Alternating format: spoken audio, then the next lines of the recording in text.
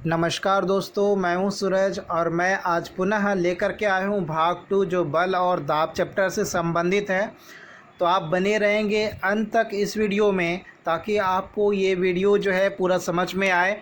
साथ में अगर आप मेरे चैनल पर नए हैं तो सब्सक्राइब कर लेंगे इस चैनल को, साथ में बेल आइकन दबा लेंगे ताकि आपको इस चैनल पर अपलोड होने वाले तमाम वीडियोज़ के नोटिफिकेशन मिलते रहे। तो आइए चलते हैं और हम लोग समझते हैं कि बल के प्रकार से स्टार्ट करते हैं, क्योंकि कल वहाँ तक बताया था। तो देखिए, बल के प्रकार में संपर्क बल में कौन कौन से भाग आ जाते हैं, पेशीय बल और घर्षण बल आते हैं। जबकि असंपर्क बल में आते हैं आपके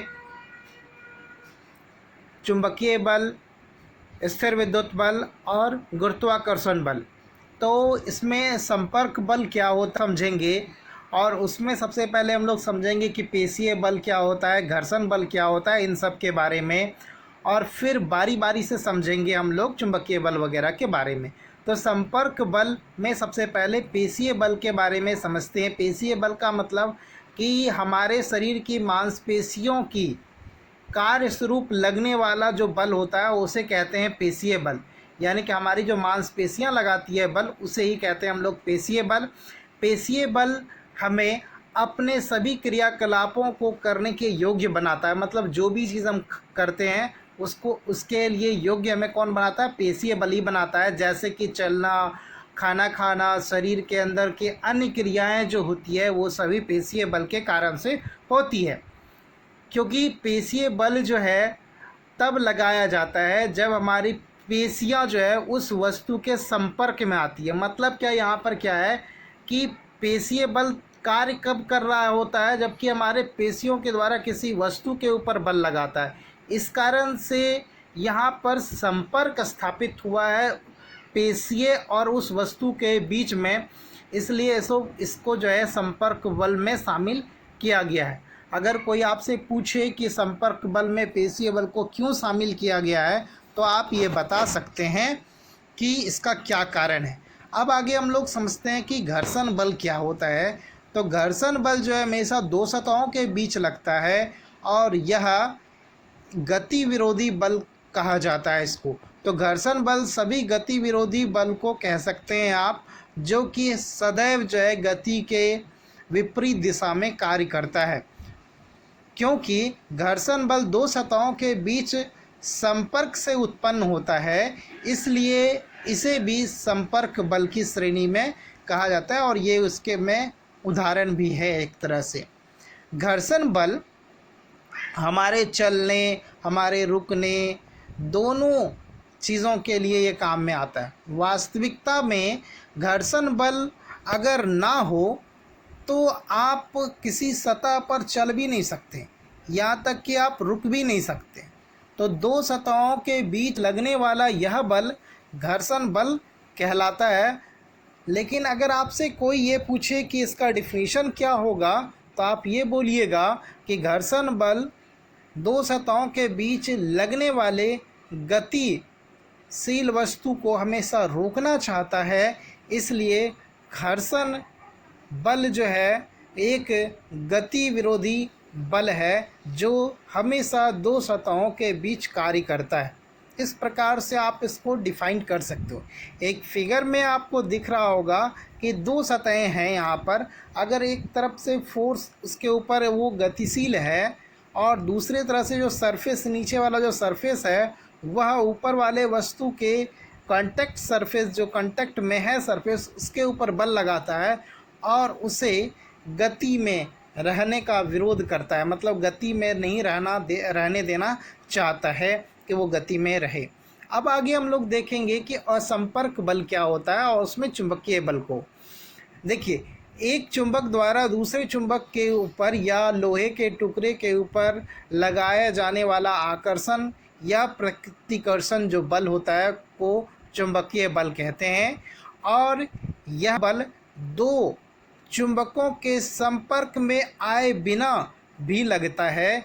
इस कारण से इसे क्या कहा जाता है, इसे असंपर्क बल कहा जाता है। मतलब देखिएगा, कभी आप मैग्नेट के साथ अगर खेले हों बचपन में, तो मैग्नेट के पास में कोई चुंबकीय पदार्थ को लाइएगा तो उसे अपनी ओर खींचता है या मैग्नेट को खींच रहा होता है। तो यहाँ पर मैग्नेट के ऊपर या मैग्नेट से उस वस्तु के ऊपर एक बल लग रहा होता है जो कि बिना उसके संपर्क में आए लग रहा होता है।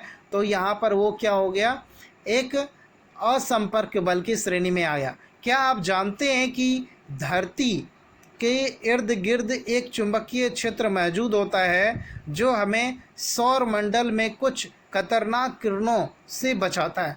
मतलब हमारे आसपास जो है वह धरती के आसपास जो है वो चुंबकीय क्षेत्र उत्पन्न होता है जो कि हमें सौर मंडल में होने वाले विभिन्न जो घटनाएं होती है उसमें से कुछ खतरनाक किरणें जो आती है उससे भी हमें जो है यह चुंबकीय बल एक तरह से बचाता है। तो चुंबकीय क्षेत्र में बहुत सारी चुंबकीय रेखाएं होती है और बहुत सारी ऐसी किरणें होती है जो कि हम तक पहुंचती है और उससे भी हमें क्या करता है, ये बचाता है। तो खैर, तो आपने ये समझा यहाँ पर कि चुंबकीय बल क्या होता है और इसका किस प्रकार से प्रयोग किया जाता है। अब देखिए कि इसको जो मैंने बताया कि कुछ किरणों को ये रोकता है, उसे फिगर के माध्यम से यहाँ पर दर्शाया गया है। अब देखते हैं हम लोग स्थिर विद्युत बल क्या होता है। एक आवेशित वस्तु द्वारा किसी अन्य आवेशित या अनावेशित वस्तु पर लगने वाला जो बल होता है उसे स्थिर विद्युत बल कहते हैं। स्थिर विद्युत बल जो होता है वो वैद्युत आवेश यानी इलेक्ट्रिक चार्जेस के कारण से लगता है और यह हमेशा इलेक्ट्रिक चार्जेस के बीच में होता है। आकर्षण या प्रतिकर्षण की इसमें क्रिया होती है। अगर सेम चार्जेस होते हैं तो वे आकर्षित होते हैं, सेम चार्जेस जो होंगे, अगर सेम चार्जेस हैं तो वो एक दूसरे को रिपल्स करेंगे, लेकिन अगर अपोजिट चार्जेस हैं तो वो एक दूसरे को अट्रैक्ट करते हैं। सेम चार्जेस एक दूसरे को रिपल्स करते हैं और अपोजिट चार्जेस एक दूसरे को अट्रैक्ट करते हैं। तो यहाँ पर इसमें आकर्षण और प्रतिकर्षण की यानी कि एट्रैक्शन एंड रिपल्सन की जो घटना है इसमें हो जाती है। दो वस्तुओं के संपर्क में आए बिना यह बल चूँकि कार्य करता है, इसलिए इस बल को हम लोग असंपर्क बल कहते हैं और यह एक असंपर्क बल का उदाहरण है। तो इस प्रकार से हमने स्थिर विद्युत बल के बारे में समझा और इसके बारे में विस्तार पूर्वक आगे के क्लासों में 12 वगैरह में आप विस्तार पूर्वक इसके बारे में जान सकते हैं। आपसे अगर क्वेश्चन पूछा जाए कि स्थिर विद्युत बल क्या है तो आप ये ज़रूर बताएंगे कि यह आवेशित वस्तुओं के द्वारा ही लगता है और यह ज़रूरी नहीं है कि कोई आवेशित भी हो और कोई नहीं भी आवेशित है तो उसके ऊपर भी एक्ट करेगा।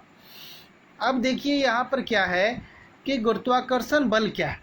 तो देखिए गुरुत्वाकर्षण बल हम लोग सामान्य रूप से समझते हैं कि पृथ्वी किसी वस्तु को जो खींचता है अपनी ओर या गिरता है वो गुरुत्वाकर्षण बल है, लेकिन यह एक पृथ्वी के सापेक्ष में इसको अगर बोला जाए तो यह असंभव है। परंतु इसमें आप ये जानिए कि वस्तुएं जो पृथ्वी की ओर गिरती है, चूँकि पृथ्वी जो है यानी कि धरती जो है उन्हें अपनी ओर आकर्षित करती है, इसी आकर्षण बल को आप गुरुत्वाकर्षण बल या गुरुत्व बल कहते हैं यहाँ पर, या गुरुत्व भी केवल कह देते हैं।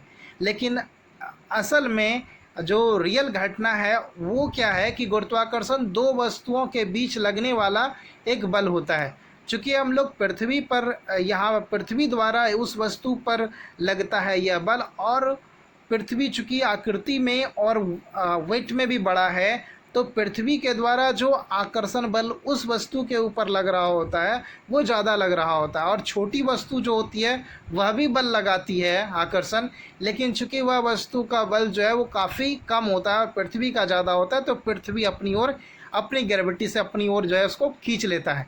चंद्रमा पर गुरुत्वाकर्षण बल का मान काफ़ी कम होता है, इसलिए अगर कोई इंसान चंद्रमा पर जाए और अगर वो छलांग लगाता है तो वो लंबी उड़ने लगता है।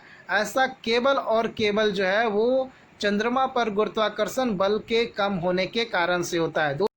दोस्तों आज के इस वीडियो में इतना ही। अगर आपको ये वीडियो पसंद आए तो लाइक करेंगे, अगर आप मेरे चैनल पर नए हैं तो चैनल को सब्सक्राइब करेंगे, साथ में बेल आइकन को दबा लेंगे।